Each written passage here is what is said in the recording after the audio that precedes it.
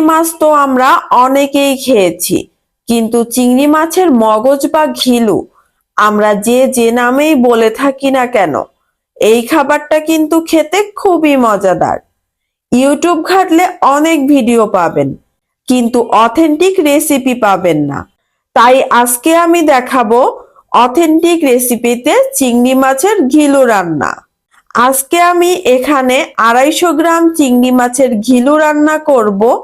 তার জন্য চুলায় একটা কড়াই বসিয়ে তাতে 1/3 কাপ পরিমাণ তেল দিয়ে দিলাম এবং 1/3 কাপ পরিমাণ পেঁয়াজ কুচি দিয়ে দিলাম।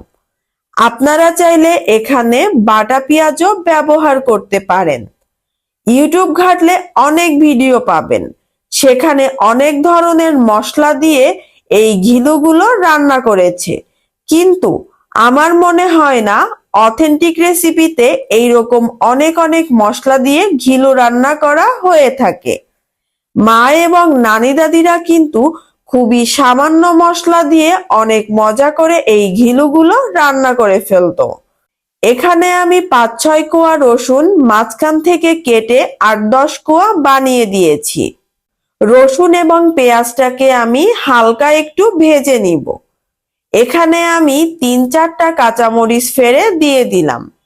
এই পর্যায়ে আমি পরিমাণ মতো লবণ দিয়ে দিলাম, 1/2 চামচ পরিমাণ হলুদ গুঁড়া দিয়ে দিলাম এবং 1 চামচ পরিমাণ লাল মরিচের গুঁড়া দিয়ে দিলাম।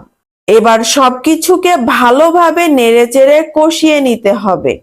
তবে খেয়াল রাখবেন এই পর্যায়ে চুলার জালটা কিন্তু মিডিয়াম টু লোতে রাখতে হবে, যেন মশলাগুলো পুড়ে না যায়। এখানে আমি প্রায় 250 গ্রাম ঘিলু নিয়েছি, কিন্তু এই ঘিলুগুলো আমি আগে দিব না। এর সাথে আমি আজকে নতুন আরেকটা জিনিস অ্যাড করব, আর তা হচ্ছে চিংড়ি মাছের পা। এই চিংড়ি মাছের পাগুলো খেতে এতটা মজা, তা আমি আপনাদের বলে বোঝাতে পারবো না। এইবার আমি চিংড়ি মাছের পাগুলোকে মশলার সাথে ভালোভাবে নেড়েচেড়ে মিশিয়ে নিব।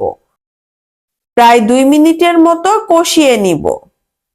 এই পর্যায়ে আমি সামান্য পরিমাণ পানি দিয়ে চিংড়ি মাছের পাগুলোকে ভালোভাবে জাল করে নিব, যেন মোটামুটি 50% পর্যন্ত সিদ্ধ হয়ে যায়। একটা ঢাকনা দিয়ে ঢেকে আমি চিংড়ি মাছের পাগুলোকে রান্না করে নিচ্ছি। দেখতেই পাচ্ছেন চিংড়ি মাছের পাগুলো কিন্তু সম্পূর্ণ কালার চেঞ্জ হয়ে গেছে, আর পানিও কিন্তু টেনে এসেছে। এই পর্যায়ে আমি ঘিলুগুলোকে দিয়ে দিব। এখানে আমি সবকিছু একসাথে ভালোভাবে নেড়েচেড়ে মিশিয়ে নিচ্ছি। অনেস্টলি বলতেছি, এই চিংড়ি মাছের পা দিয়ে ঘিলু রান্না করলে কিন্তু খেতে অনেক মজা লাগে। আপনারা চাইলে শুধুমাত্র ঘিলুও রান্না করতে পারেন। আমার কাছে চিংড়ি মাছের পাগুলো ছিল, তাই আমি এর মধ্যে দিয়ে দিলাম। এই চিংড়ি মাছের ঘিলুটাতে আরো একটু বেশি স্বাদ আনার জন্য এখানে আমি আরো কিছু চিংড়ি মাছ অ্যাড করে দিলাম। আপনারা চাইলে এখানে বড় চিংড়িও দিতে পারেন।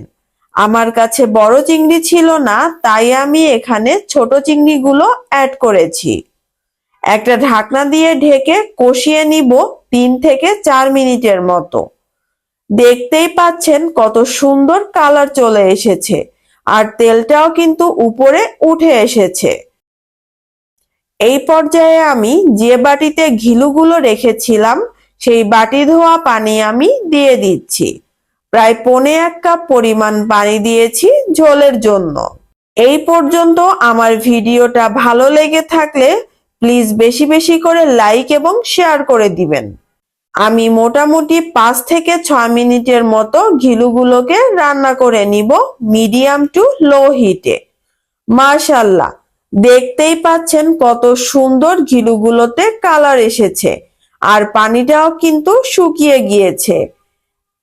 এখন আমি এটাকে চুলা থেকে নামিয়ে নিব এবং একটা প্লেটে সার্ভ করে নিব। তৈরি হয়ে গেল আমার মজাদার চিংড়ি মাছের ঘিলু বা মগজ রান্না। দেখতেই পেলেন খুবই অল্প মশলা দিয়ে আমি এই চিংড়ি মাছের পা দিয়ে মগজগুলো রান্না করেছি। এইভাবে ঘিলু রান্না করলে কিন্তু ঘিলুর স্বাদ একদম চেঞ্জ হবে না, আর ঘিলুর যে অথেন্টিক একটা ফ্লেভার রয়েছে সেটাও কিন্তু খেতে গেলে পাবেন। চিংড়ি মাছের এই ঘিলুগুলো আপনারা গরম ভাত, খিচুড়ি, পোলাও, রুটি দিয়ে কিন্তু খেতে পারেন। তবে আমার কাছে মনে হয় 1 প্লেট গরম ভাত হলে আর সাথে যদি থাকে এইরকম অথেন্টিক ফ্লেভারে মজাদার ঘিলু রান্না, তাহলে আর কি লাগে। আমার মনে হয় না আর কিছুর প্রয়োজন আছে। রেসিপিটা ভালো লেগে থাকলে আপনার ফ্রেন্ডস এবং ফ্যামিলির সাথে শেয়ার করতে পারেন। আল্লাহ হাফেজ।